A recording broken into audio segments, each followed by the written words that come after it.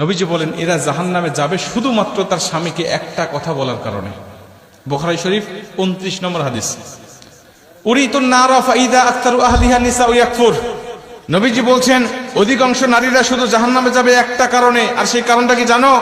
আমি মেরাজের রাত্রিতে গিয়ে দেখেছি উরিতুন নারা ফাইদা আকতারু আহলিহা নিসাউ ইয়াকফুর, অধিকাংশ নারীকে আল্লাহ জাহান্নামের মধ্যে দিয়েছে। আমি জিব্রাইলকে জিজ্ঞাসা করলাম, ভাই জিব্রাইল, কি লা ইয়াকফুরনা বিল্লাহ, এরা কি আল্লাহর সাথে কুফরি করেছে? এরা কি আল্লাহর সাথে শিরিক করেছে? এর জন্য কি আল্লাহ এদেরকে জাহান্নামে দিয়েছে এই নারীগুলোকে? জিব্রাইল বলবে, না ইয়া রাসূলুল্লাহ, একজন নারীকেও শিরিক করার জন্য আর কুফরি করার জন্য এদেরকে জাহান্নামে দেয়নি। এদেরকে জাহান্নামে দিয়েছে শুধুমাত্র তার স্বামীকে একটা কথা বলার কারণে। কয়টা কথা? এই কথাটা যখন বলবেন হুজুর আমার স্ত্রী তো আমাকে দৈনিকই কয়, আমার স্ত্রী আমাকে প্রতিদিনই এই কথা কয়। এই কথাটা মেয়েদের মুখের কমন ডায়লগ, তারা জানেই না। অথচ বুখারী শরীফের 29 নম্বর হাদিসে এই হাদিসটা বর্ণনা করা হয়েছে। যেমন তেমন হাদিস না, সহিহ সনদে বর্ণনা হয়েছে। জিব্রাইল বলছেন, ইয়া রাসূলুল্লাহ ওয়া ইয়াকফুরনাল আশিরা, এরা হলো স্বামীর অবাধ্য স্ত্রী ছিল আর মাঝে মাঝে স্বামীকে একটা কথা বলতো। কি বলতো ইয়া রাসূলুল্লাহ? জিব্রাইল বলছে, ইয়া রাসূলুল্লাহ ইয়া হাবিবাল্লাহ, এদের স্বামীগুলো ভালো ছিল।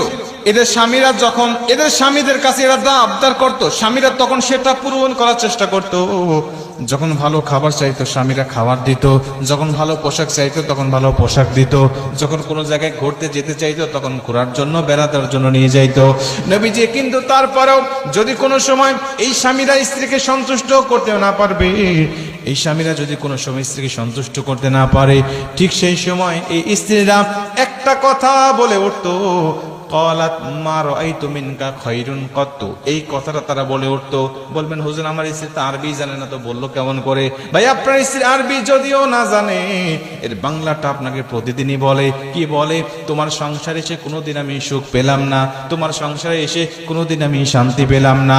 আমি মেয়ে বলেই তোমার সংসার করতেছি, অন্য কোনো মেয়ে হলে তোমার সংসার করতো না।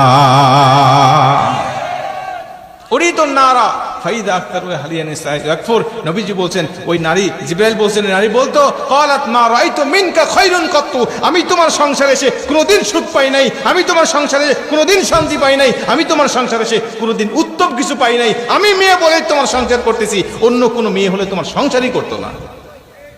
বলে সাথীর মা বোনরা বলে না, এরা ভালো আছে।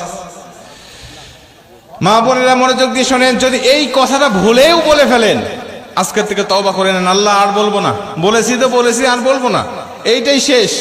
আমার স্বামী, একটা স্বামী স্ত্রীর জন্য কতটা অবদান রাখে। নবীজি বলছে, যদি আল্লাহর পরে কাউকে সেজদা দেওয়া জায়েজ হতো, আমি বলে দিতাম প্রতিটা নারীকে তার স্বামীকে সেজদা দেওয়ার জন্য।